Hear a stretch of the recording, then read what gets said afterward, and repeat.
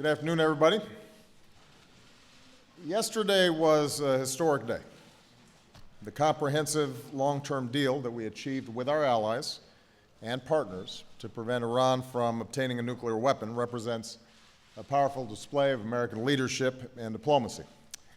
It shows what we can accomplish when we lead from a position of strength and a position of principle, when we unite the international community around a shared vision and we resolve to solve problems peacefully. As I said yesterday, it's important for the American people and Congress to get a full opportunity to review this deal. That process is now underway. I've already reached out to leaders in Congress on both sides of the aisle. My national security team has begun offering extensive briefings. I expect the debate to be robust, and that's how it should be. This is an important issue. Our national security policies are stronger and more effective when they are subject to the scrutiny and transparency that democracy demands.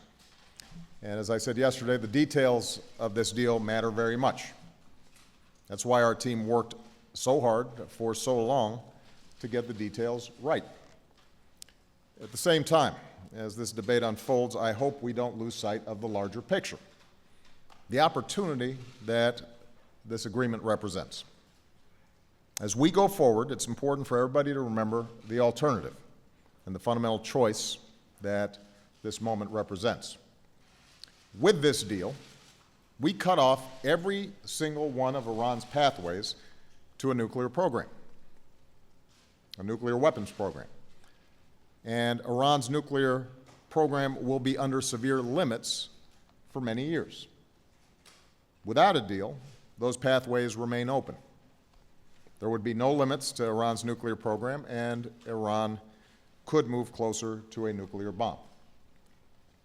With this deal, we gain unprecedented, around-the-clock monitoring of Iran's key nuclear facilities and the most comprehensive and intrusive inspection and verification regime ever negotiated. Without a deal, those inspections go away, and we lose the ability to closely monitor Iran's program and detect any covert nuclear weapons program. With this deal, if Iran violates its commitments, there will be real consequences. Nuclear-related sanctions that have helped to cripple the Iranian economy will snap back into place. Without a deal, the international sanctions regime will unravel, with little ability to reimpose them. With this deal, we have the possibility of peacefully resolving a major threat to regional and international security. Without a deal, we risk even more war in the Middle East, and other countries in the region would feel compelled to pursue their own nuclear programs, threatening a nuclear arms race in the most volatile region in the world. As I said yesterday, even with this deal, we will continue to have profound differences with Iran: its support of terrorism, its use of proxies to destabilize parts of the Middle East. Therefore, the multilateral arms embargo on Iran will remain in place for an additional 5 years, and restrictions on ballistic missile technology will remain for 8 years. In addition, the United States will maintain our own sanctions related to Iran's support for terrorism, its ballistic missile program, its human rights violations, and will continue our unprecedented security cooperation with Israel and continue to deepen our partnerships with the Gulf states. But the bottom line is this: this nuclear deal meets the national security interests of the United States and our allies. It prevents the most serious threat, Iran obtaining a nuclear weapon, which would only make the other problems that Iran may cause even worse. That's why this deal makes our country and the world safer and more secure. It's why the alternative, no limits on Iran's nuclear program, no inspections, an Iran that's closer to a nuclear weapon, the risk of regional nuclear arms race, and a greater risk of war, all that would endanger our security. That's the choice that we face. If we don't choose wisely, I believe future generations will judge us harshly for letting this moment slip away. And no one suggests that this deal resolves all the threats that Iran poses to its neighbors or the world. Moreover, realizing the promise of this deal will require many years of implementation and hard work. It will require vigilance and execution. But this deal is our best means of assuring that Iran does not get a nuclear weapon. And from the start, that has been my number one priority, our number one priority. We've got a historic chance to pursue a safer and more secure world, an opportunity that may not come again in our lifetimes. As President and as Commander-in-Chief, I am determined to seize that opportunity. So with that, I'm going to take some questions, and let me see who I'm starting off with.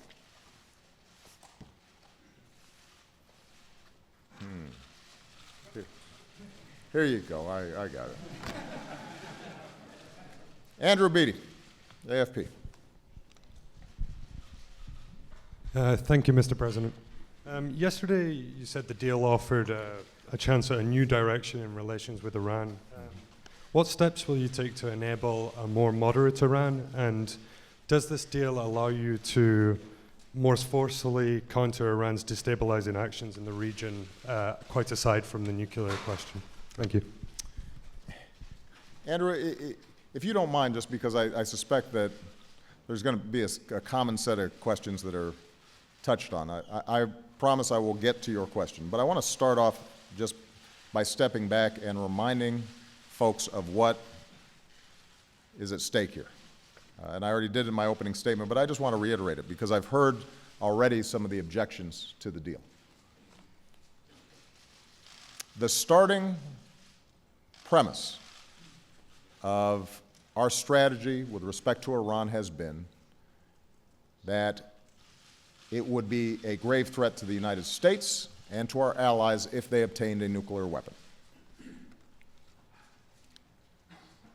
And so everything that we've done over the last 6.5 years has been designed to make sure that we address that number one priority.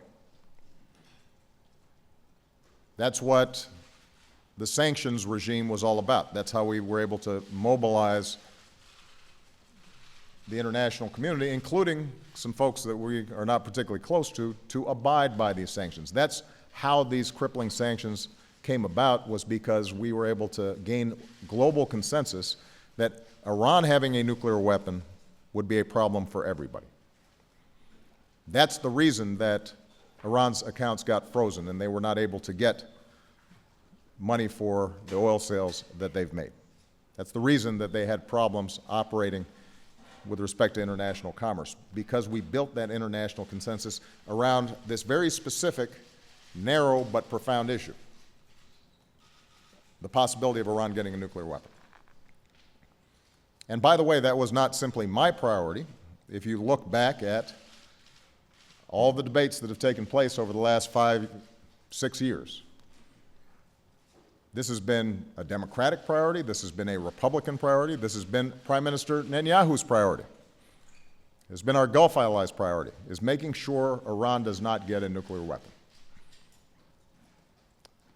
The deal, negotiated by John Kerry, Wendy Sherman, Ernie Moniz, our allies, our partners, the P5+1, achieves that goal.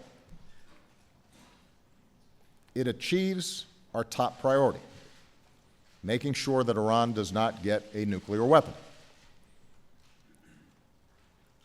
But we have always recognized that even if Iran doesn't get a nuclear weapon,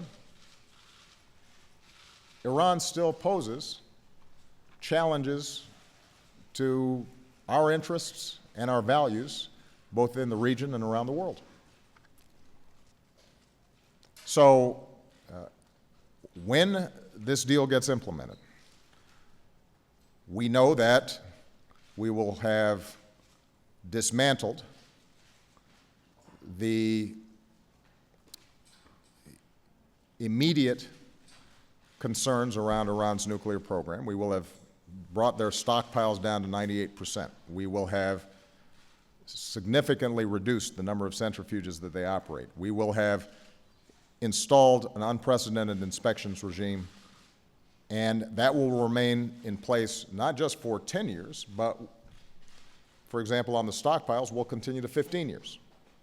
Iran will have pledged to the international community that it will not develop a nuclear weapon, and now will be subject to an additional protocol, a more vigorous inspection and monitoring regime that lasts in perpetuity. We will have disabled a facility like Iraq, the Iraq facility, from allowing Iran to develop plutonium that could be used for a bomb.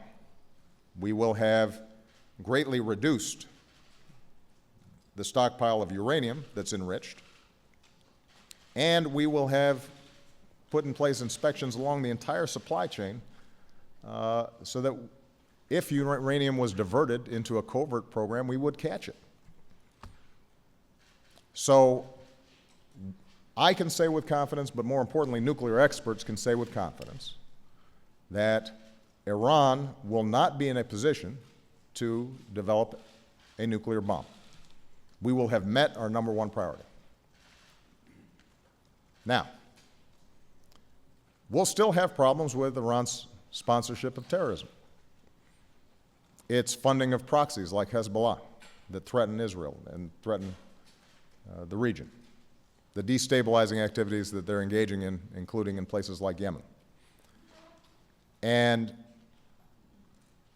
my hope is that, building on this deal, we can continue to have conversations with Iran that incentivize them to behave differently in the region,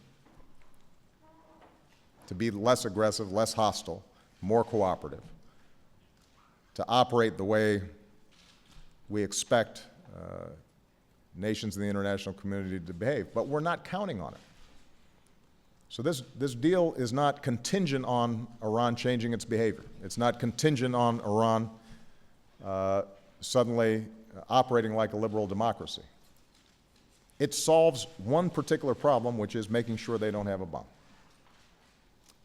And the point I've repeatedly made, and is, I believe, hard to dispute, is that it'll be a lot easier for us to check Iran's nefarious activities, to push back against the other areas where they operate contrary to our interests or our allies' interests, if they don't have a bomb. And so, will they change their behavior? Will we seek to gain more cooperation from them in resolving issues like Syria or what's happening in Iraq to stop encouraging Houthis in Yemen? We'll continue to engage with them, although keep in mind that unlike the Cuba situation, we're not normalizing diplomatic relations here. So the contacts will continue to be limited. But will we try to encourage them to take a more constructive path? Of course. But we're not betting on it. And in fact, having resolved the nuclear issue, we will be in a stronger position to work with Israel, work with the Gulf countries, work with our other partners, work with the Europeans, to bring additional pressure to bear on Iran around those issues that remain of concern. But the argument that I've been already hearing, and this was foreshadowed even before the deal was announced, that because this deal does not solve all those other problems, that's an argument for rejecting this deal, defies logic.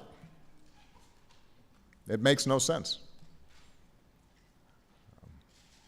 And it loses sight of what was our original number one priority, which is making sure that they don't have a bomb. Okay. John Carl. Mr. President, does it give you any pause to see this deal praised by Syrian dictator Assad as a great victory for Iran, or praised by those in Tehran who still shout death to America, and yet our closest ally in the Middle East calls it a mistake of historic proportions?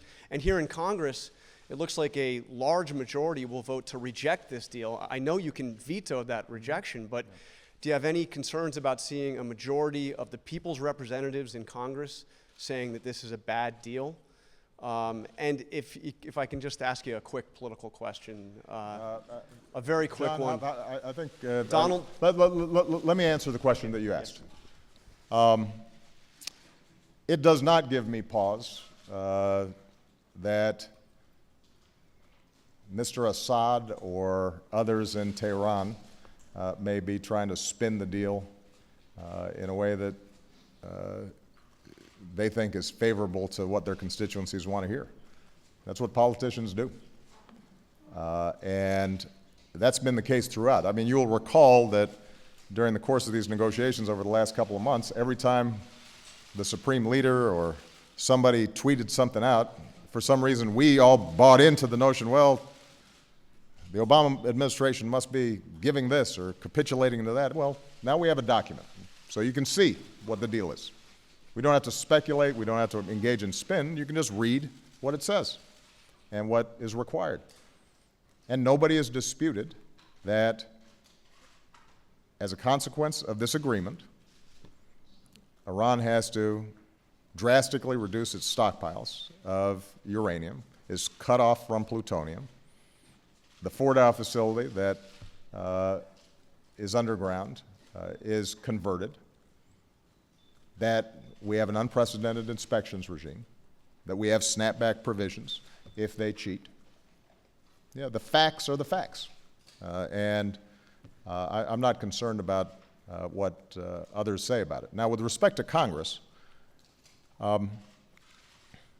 my hope, I won't prejudge this, my hope is that everyone in Congress also evaluates this agreement based on the facts, not on politics, not on posturing, not on the fact that this is a deal I bring to Congress as opposed to a Republican president,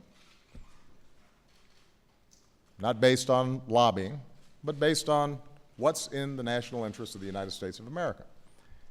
And I think that if Congress does that, then in fact, based on the facts, the majority of Congress should approve of this deal. But we live in Washington, and politics do intrude. And as I said in an interview yesterday, I am not betting on the Republican Party rallying behind this agreement. I do expect the debate to be based on facts and not speculation or misinformation. And that I welcome. In part because, look, there are legitimate, real concerns here. We've already talked about it. We have huge differences with Iran. Israel has legitimate concerns about its security relative to Iran.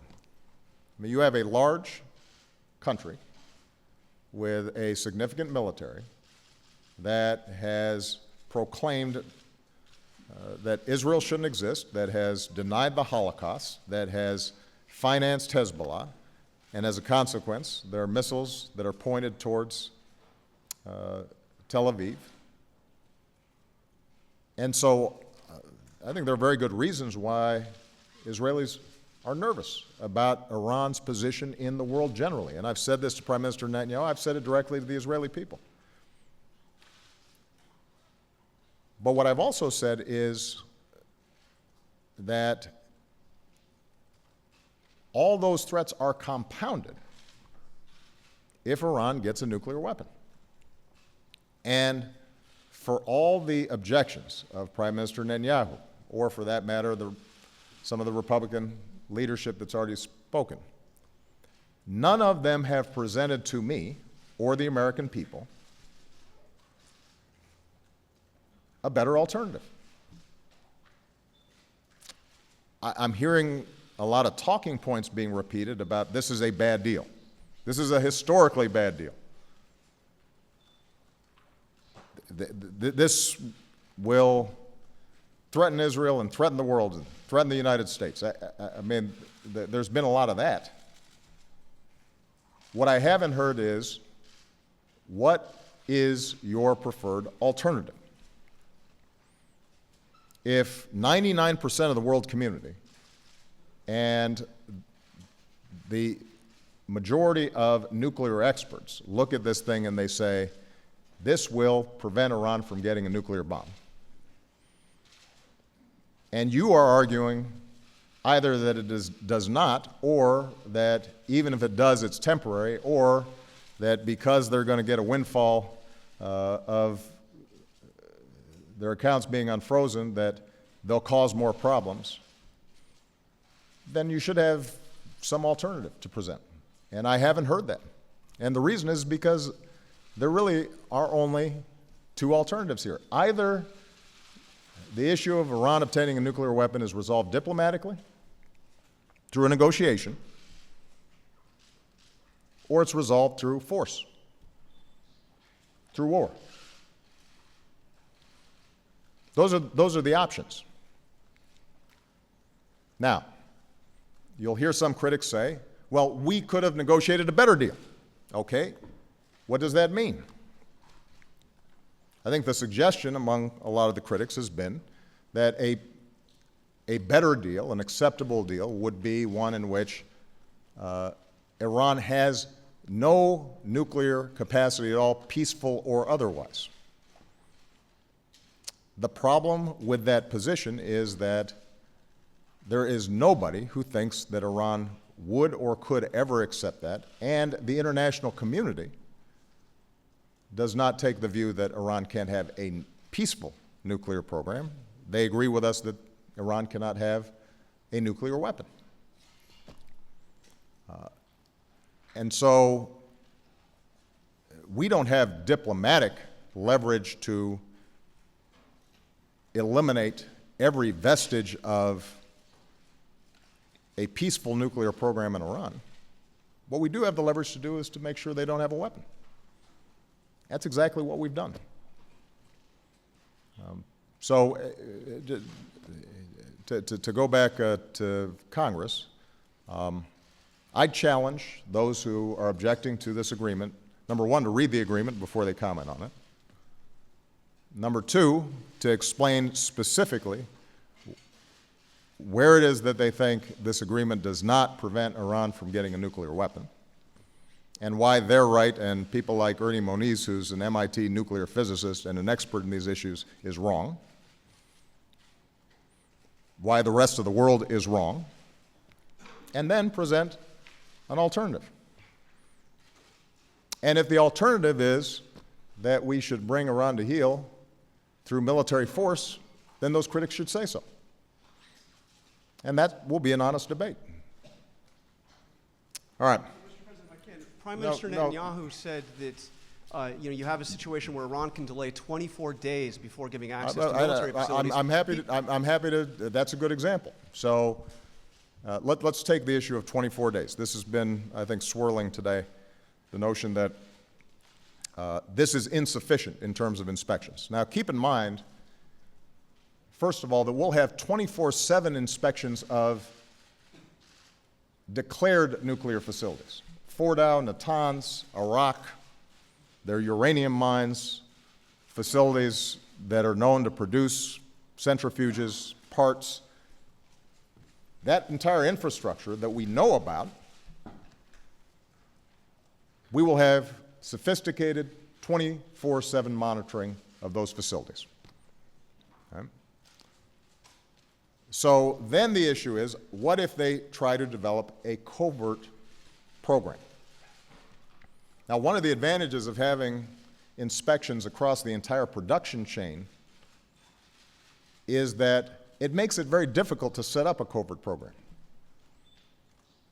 You know, there are only so many uranium mines in Iran, and if, in fact, we're counting the amount of uranium that's being mined and suddenly some's missing on the back end, they got some splaining to do. So we're able to track what's happening along the existing facilities to make sure that there is not diversion into a covert program. But let's say that Iran is so determined that it now wants to operate covertly. The IAEA, the international organization charged with implementing the Non-Proliferation Treaty and monitoring nuclear activities in countries around the world, the IAEA will have the ability to say, that undeclared site we're concerned about. We see something suspicious. And they will be able to say to Iran, we want to go inspect that. Now, if Iran objects, we can override it. In the agreement, we've set it up so we can override Iran's objection.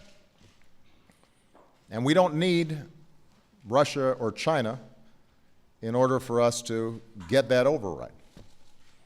And if they continue to object, we're in a position to snap back sanctions and declare that Iran's in violation and it's cheating. As for the fact that it may take 24 days to finally get access to the site, the nature of nuclear programs and facilities is such this is not something you hide in a closet. This is not something you put on a dolly and kind of wheel off somewhere. And by the way, if we identify an undeclared site that we're suspicious about, we're going to be keeping eyes on it.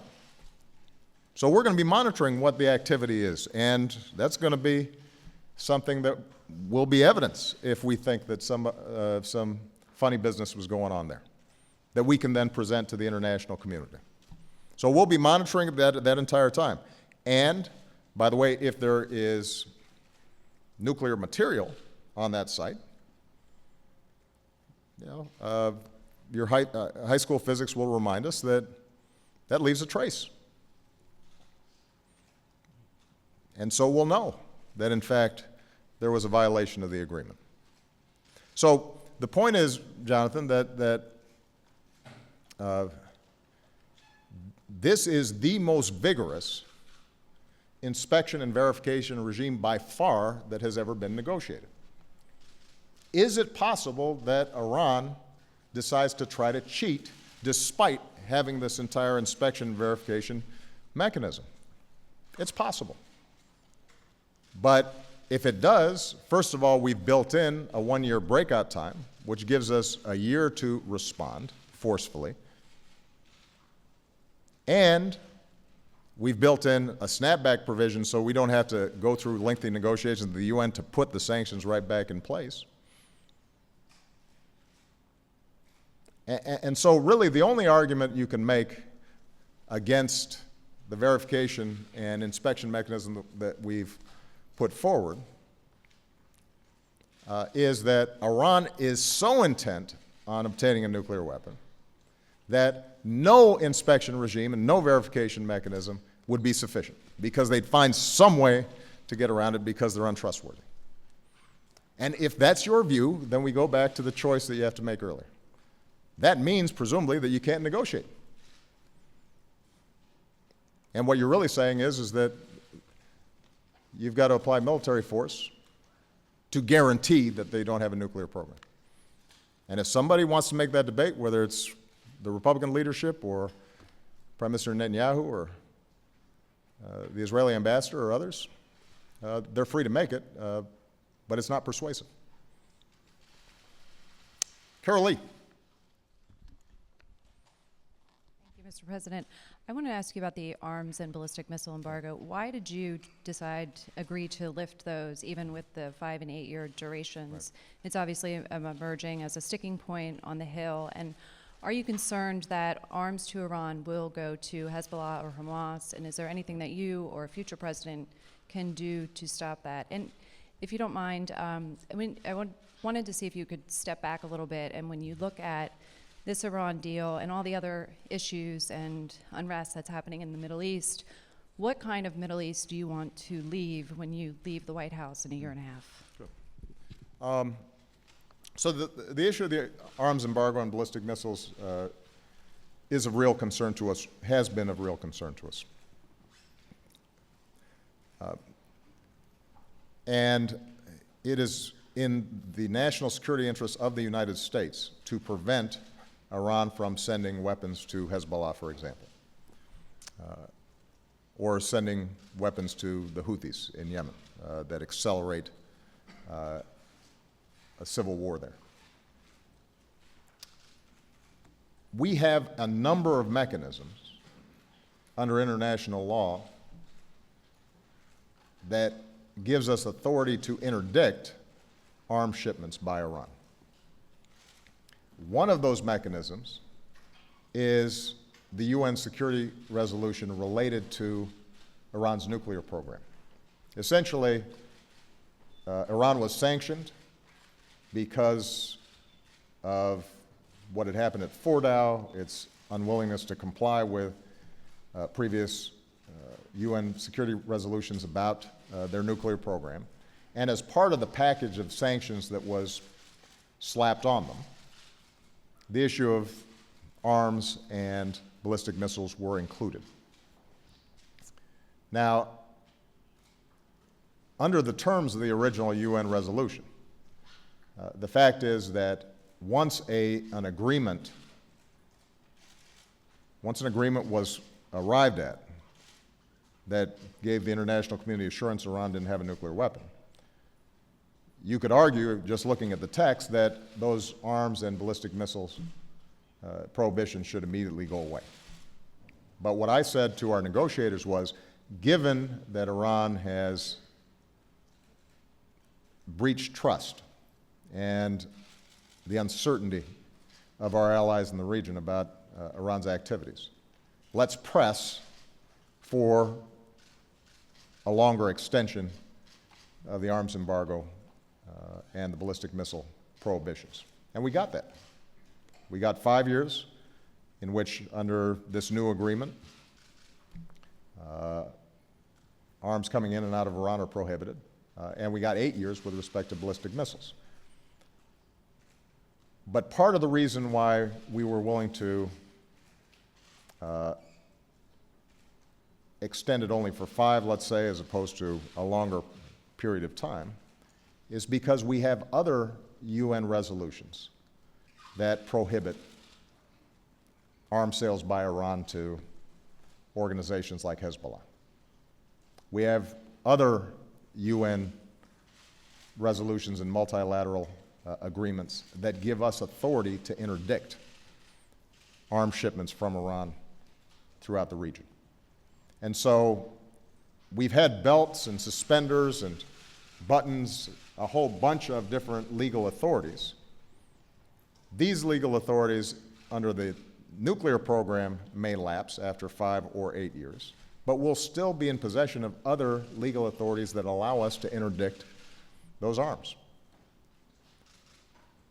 And truthfully, these prohibitions are not self-enforcing. It's not like the UN has the capacity to police what Iran is doing. What it does is it gives us authority under international law to prevent arms shipments from happening in concert with our allies and our partners. And the real problem, if you look at how, for example, Hezbollah got a lot of missiles that are a grave threat to Israel and many of our friends in the region, it's not because they were legal. It's not because somehow that was authorized under international law. It was because there was insufficient intelligence or capacity to stop those shipments. So the bottom line is, Carol, I share the concerns of Israel, Saudis, Gulf partners about Iran shipping arms and causing conflict and chaos in the region. And that's why I've said to them, let's double down and partner much more effectively to improve our intelligence capacity and our interdiction capacity so that fewer of those arms shipments are getting through the net. But the legal authorities will still possess. And obviously we've got our own unilateral prohibitions and sanctions in place around non-nuclear issues like support for Hezbollah, and those remain in place. In terms of the larger issues of the Middle East, obviously that's a longer discussion. I think my key goal when I turn over the keys to the president, the next president, is that we are on track to defeat ISIL, that they are much more contained and we're moving in the right direction there, that we have jump-started a process to resolve the civil war in Syria, which is like an open sore in the region, and is giving refuge to terrorist organizations who are taking advantage of that chaos. To make sure that in Iraq, not only have we pushed back ISIL, but we've also created an environment in which Sunni, Shia, and Kurd are starting to operate and function more effectively together. And to be in a conversation with all our partners in the region about how we have strengthened our security partnerships so that they feel they can address any potential threats that may come, including threats from Iran. And that includes providing additional security assurances and cooperation to Israel, building on the unprecedented cooperation that we have already put in place and support that we've already put in place. It includes the work that we've done with the GCC up at Camp David, making sure that we execute that. If we've done those things, then the problems of the Middle East will not be solved. And ultimately, it's not the job of the President of the United States to solve every problem in the Middle East. The people of the Middle East are going to have to solve some of these problems themselves. But I think we can provide that next president at least a foundation for continued progress in these various areas. The last thing I would say, and this is a longer-term issue, is we have to address the youth in the region with jobs and opportunity and a better vision for the future, so that they are not tempted by the nihilistic, violent,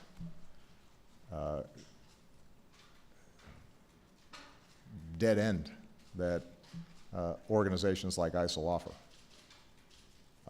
Again, we can't do that entirely by ourselves, but we can partner with well-intentioned organizations, states, NGOs, religious leaders in the region. We have to do a better job of that than we've been doing so far. Okay. All right. Michael Crowley. Thank you. You alluded earlier to Iran's role in Syria. Just to focus on that for a moment. Yeah. Many analysts and some former members of your administration believe that the kind of negotiated political settlement that you say is necessary in Syria will require working directly with Iran and giving Iran an important role. Do you agree, and is that a dialogue you'll be actively seeking? And what about the fight against ISIS? What would it take for there to be explicit cooperation between the US and Iran? I do agree that we're not going to solve the problems in Syria unless there's buy-in from the Russians, the Iranians, the Turks, our Gulf partners. It's too chaotic. There are too many factions. There's too much money and too many arms flooding into the zone. It's gotten caught up in both sectarian conflict and geopolitical jockeying. And in order for us to resolve it, there's going to have to be agreement among the major powers that are interested in Syria that this is not going to be won on the battlefield. So Iran's one of those players, and I think that it's important for them to be part of that conversation. I want to repeat what I said earlier. We have not, and I don't anticipate any time in the near future, restored normal diplomatic relations with Iran. And so I do not foresee a formal set of agreements with Iran in terms of how we're conducting our counter-ISIL campaign.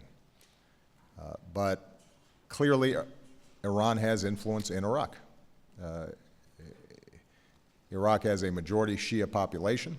They have relationships to Iran. Some are natural. We expect somebody like Prime Minister Abadi to meet with and negotiate and work with Iran as its neighbor. Some are less legitimate, where you see Iran financing Shia militias that in the past have killed American soldiers and in the future may carry out atrocities when they move into Sunni areas. And so we're working with our diplomats on the ground as well as our military teams on the ground to assess where can we appropriately at least deconflict and where can we work with Prime Minister Abadi around an overall strategy for Iraq to regain its sovereignty. And where do we tell Abadi, you know what Iran's doing there is a problem. And we can't cooperate in that area, for example, unless you get those folks out of there, because we're not going to have our troops, even in an advisory or training role, looking over their shoulders because they're not sure what might happen to them. And those conversations have been ongoing. I think they will continue.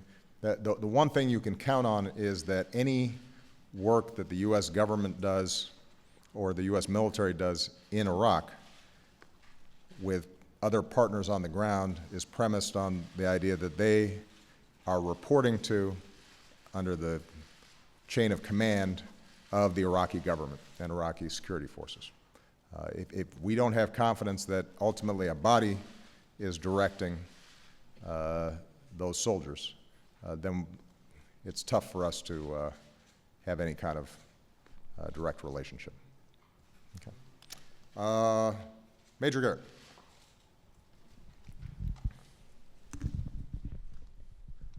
Thank you, Mr. President. As you well know, there are 4 Americans in Iran, 3 held on trumped-up charges, according to your administration, and 1 whereabouts unknown. Can you tell the country, sir, why you are content with all the fanfare around this deal to leave the conscience of this nation and the strength of this nation unaccounted for in relation to these 4 Americans? And last week, the chairman of the Joint Chiefs of Staff said under no circumstances should there be any relief for Iran in terms of ballistic missiles or conventional weapons. It is perceived that that was a last-minute capitulation in these negotiations. Many in the Pentagon feel you've left the chairman of the Joint Chiefs of Staff hung out to dry. Could you comment? I got to give you credit, Major, for how you craft those questions. For the notion that I'm content as I celebrate with American citizens languishing in Iranian jails,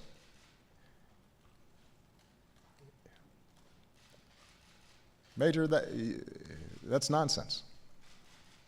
And you should know better. I've met with the families of some of those folks. Nobody's content. And our diplomats and our teams are working diligently to try to get them out. Now, if the question is why we did not tie the negotiations to their release, think about the logic that that creates. Suddenly Iran realizes, you know what, maybe we can get additional concessions out of the Americans by holding these individuals. Makes it much more difficult for us to walk away if Iran somehow thinks that a nuclear deal is dependent in some fashion on the nuclear deal. And by the way, if we had walked away from the nuclear deal, we'd still be pushing them just as hard to get these folks out. That's why those issues are not connected, but we are working every single day to try to get them out and won't stop until they're out and rejoined with their families. With respect to the chairman's testimony, to some degree I already answered this with Carol. We are not taking the pressure off Iran with respect to arms and with respect to ballistic missiles. As I just explained, not only do we keep in place for 5 years the arms embargo under this particular new UN resolution. Not only do we maintain the 8 years on the ballistic missiles under this particular UN resolution, but we have a host of other multilateral and unilateral authorities that allow us to take action where we see Iran engaged in those activities, whether it's 6 years from now or 10 years from now. So we have not lost those legal authorities, and in fact, part of my pitch to the GCC countries, as well as to Prime Minister Netanyahu, is we should do a better job making sure that Iran's not engaged in sending arms to organizations like Hezbollah. And as I just indicated, that means improving our intelligence capacity and our interdiction capacity with our partners. Okay. April Ryan. Thank you, Mr. President. I want to change the subject a bit. Earlier this year, on the flight to Selma, you said, on matters of race, as president, your job is to close the remaining gaps that are left in state and federal government. Now, how does criminal justice reform fit into that equation, and what gaps remain for you towards the end of your presidency? And also, what does it mean to travel to Kenya, your father's homeland, in the next couple of weeks as president of the United States? And lastly, would you revoke the Medal of Freedom from Bill Cosby? You stuffed a lot in there, April. You know what? I learned from my colleagues. Who'd you learn from? Jonathan Karl, is that what you said?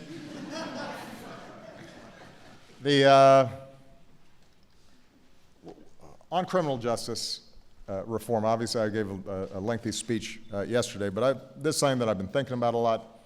Been working first with Eric Holder, now with Loretta Lynch about, we've been working on,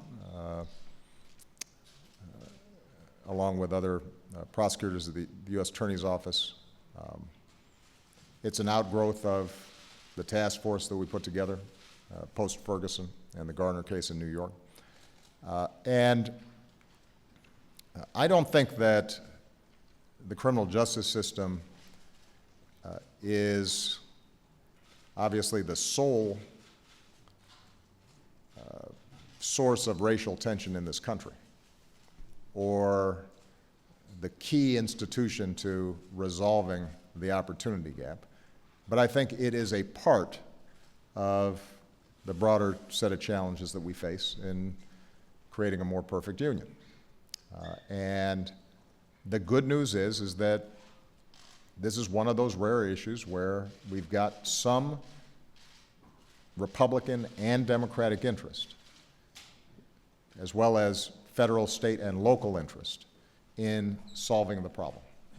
I think people recognize that there are violent criminals out there and they've got to be locked up. We've got to have tough prosecutors. We have to support our law enforcement officials. Police are in a tough job, and they are helping to keep us safe, and we are grateful and thankful to them. But what we also know is this huge spike in incarcerations is also driven by nonviolent drug offenses, where the sentencing is completely out of proportion with the crime. And that costs taxpayers enormous amounts of money. It is debilitating communities who are seeing huge proportions of the young men in their communities finding themselves with a criminal record, rendering them oftentimes unemployable. So it compounds problems that these communities already have. And so I am very appreciative of folks like Dick Durbin and Cory Booker, alongside Mike Lee and Rand Paul and other folks in the House who are working together to see if we can both reduce some of these mandatory minimums around nonviolent drug offenses, because I tend not to have a lot of sympathy when it comes to violent crime. But when it comes to nonviolent drug offenses, is there work that we can do to reduce mandatory minimums, create more diversion programs like drug courts? Then can we do a better job on the rehabilitation side inside of prisons so that we are preparing these folks who are eventually going to be released to re-enter the workforce? On the back end, are we doing more to link them up with re-entry programs that are effective? And this may be an area where we could have some really significant bipartisan legislation that doesn't eliminate all the other challenges we've got, because the most important goal is keeping folks from getting in the criminal justice system in the first place, which means early childhood education and good jobs and making sure that we're not segregating folks in impoverished communities that have no contact with opportunity. But this can make a difference. I met these 4 ex-offenders, as I said yesterday, and what was remarkable was how they had turned their lives around, and these were some folks who had been some pretty tough criminals. I mean, one of them had served 10 years, another was a repeat offender that had served a lot of time.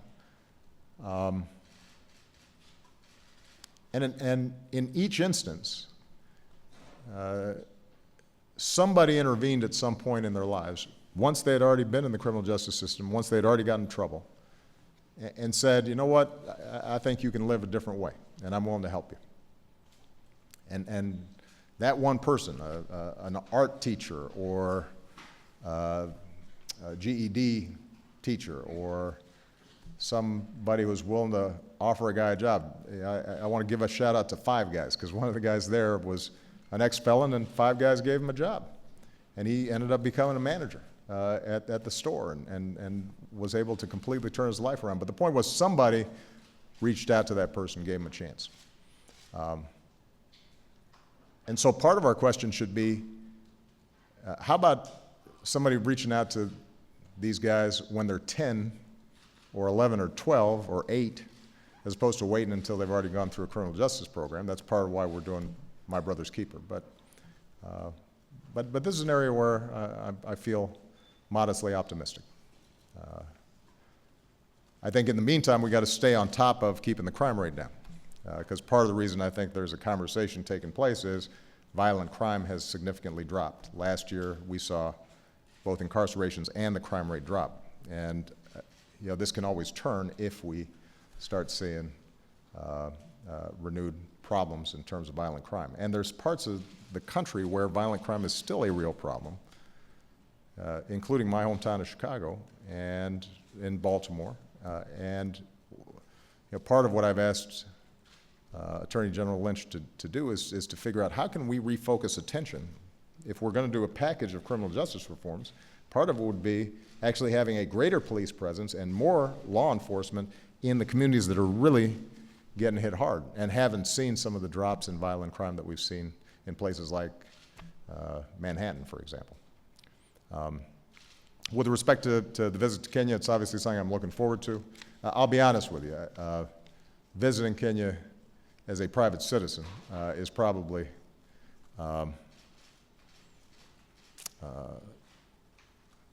more meaningful to me than visiting as president, because I can actually get outside of a hotel room or a conference center. And just the logistics of visiting a place are always tough as president. But it's obviously symbolically important. And my hope is that we can deliver a message that the U.S. is a strong partner, not just for Kenya, but for sub-Saharan Africa generally, build on the progress that's been made around issues of health and education, focus on counterterrorism issues that are important in East Africa because of al-Shabaab and some of the tragedies that have happened inside of Kenya, and continue to encourage democracy and the reduction of corruption inside that country that sometimes has held back this incredibly gifted and blessed country. And with respect to the Medal of Freedom, there's no precedent for revoking a medal. We don't have that mechanism. And as you know, I tend to make it a policy not to comment on the specifics of cases where there might still be, if not criminal, then civil issues involved. I'll say this. If you give a woman, or a man for that matter, without his or her knowledge, a drug, and then have sex with that person without consent, that's rape.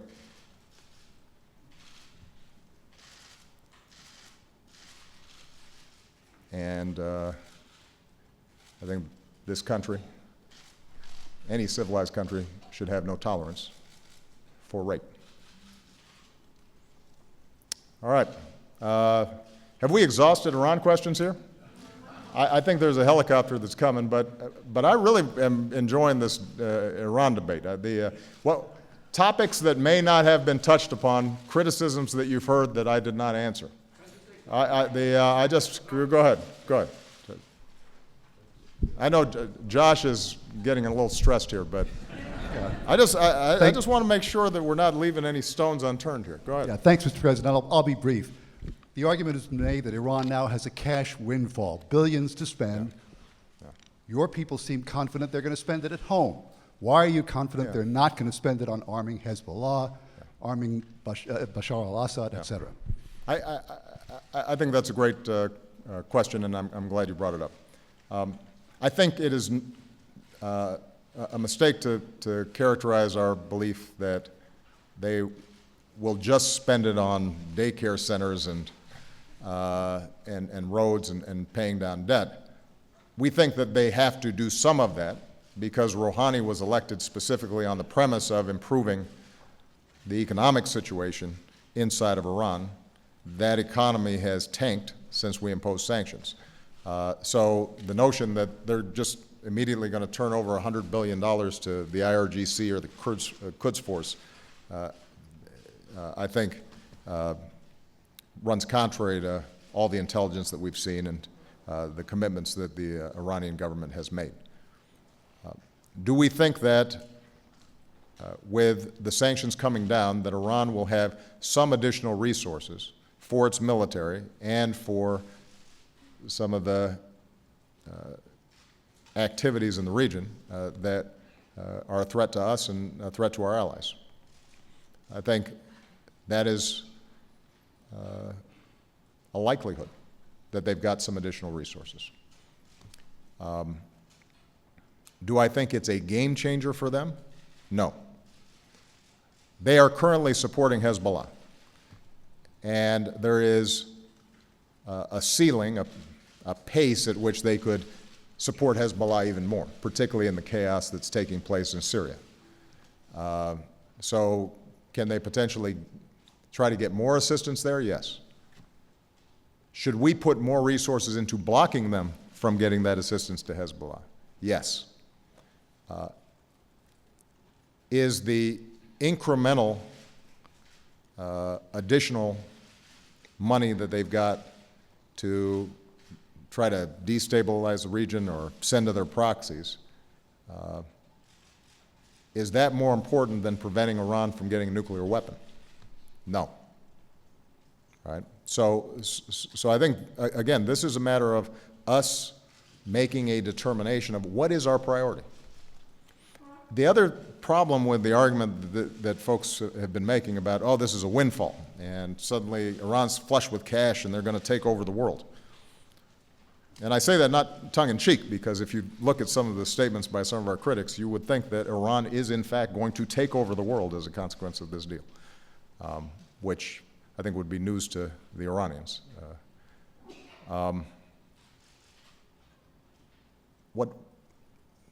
That argument is also premised on the notion that if there is no deal, if Congress votes down this deal, that we're able to keep sanctions in place with the same vigor and effectiveness as we have right now. And that, I can promise you, is not true. That is absolutely not true. I want to repeat, we're not writing Iran a check. This is Iran's money that we are able to block from them having access to. That required the cooperation of countries all around the world, many of whom really want to purchase oil from Iran. The imposition of sanctions, their cooperation with us has cost them billions of dollars, made it harder for them. They've been willing to do that because they've believed we were sincere about trying to resolve the nuclear issue peacefully, and they considered that a priority, a high enough priority that they were willing to cooperate with us on sanctions. If they saw us walking away, or more specifically, if they saw the U.S. Congress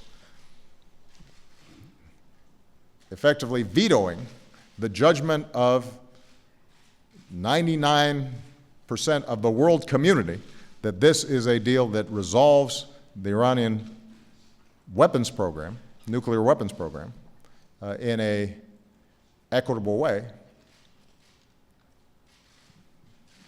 the sanction system unravels.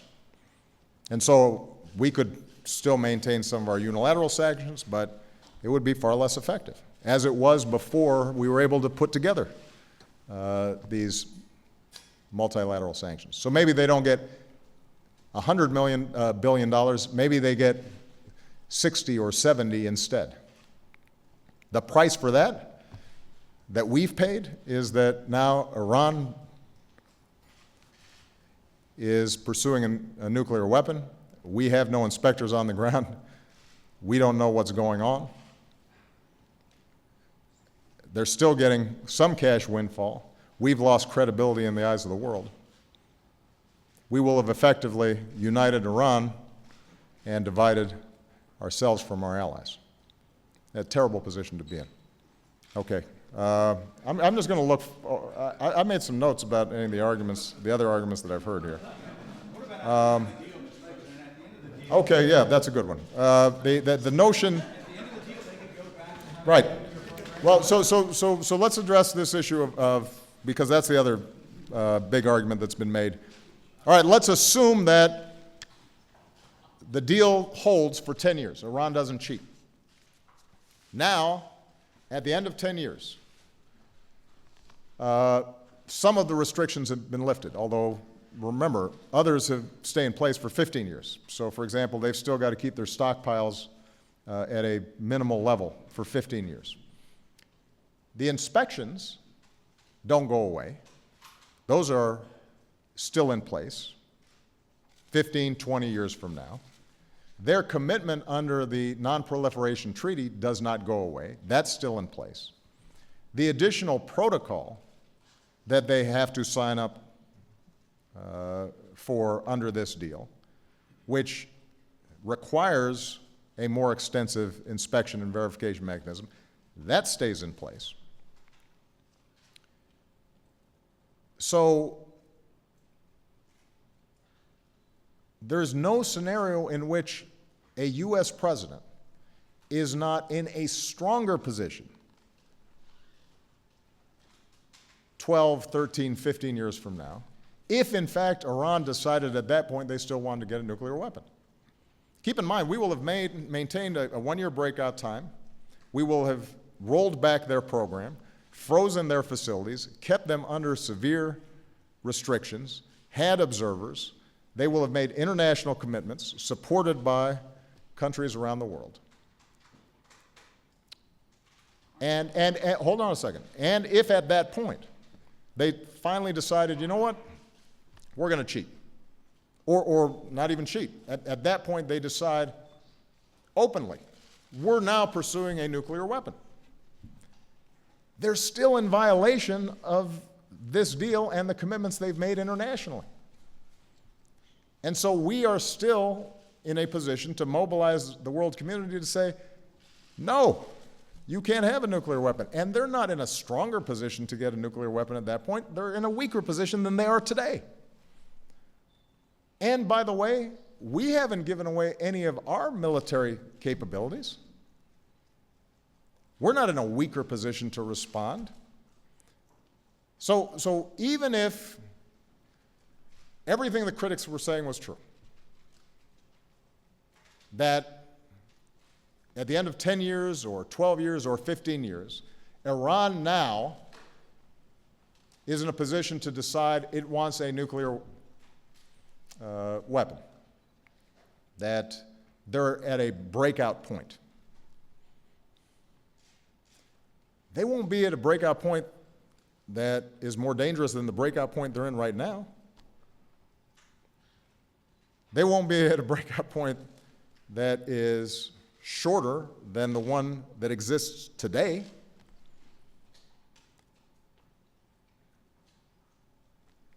And so, why wouldn't we at least make sure that for the next 10, 15 years, they are not getting a nuclear weapon and we can verify it?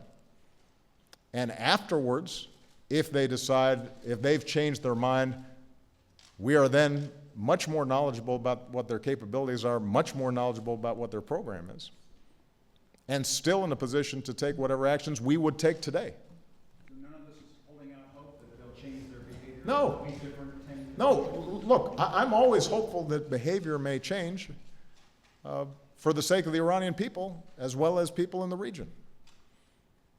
There are young people there who are not getting the opportunities they deserve because of conflict, because of sectarianism, because of poor governance, because of repression, because of terrorism. And I remain eternally hopeful that we can do something about that, and it should be part of U.S. foreign policy to do something about that. But I'm not banking on that to say that this deal is the right thing to do. Again, it is incumbent on the critics of this deal to explain how an American president is in a worse position 12, 13, 14, 15 years from now, if in fact at that point Iran says we're going to pull out of the NPT, kick out inspectors, and go for a nuclear bomb. If that happens, that president will be in a better position than would happen if Iran, as a consequence of Congress rejecting this deal, decides, that's it, we're done negotiating, we're going after a bomb right now. The choices would be tougher today than they would be for that president 15 years from now. And I have not yet heard logic that refutes that. All right, I really have to go now. I think we've hit the big themes, but I promise you I will address this again. All right, I suspect this is not the last that we've heard of this debate.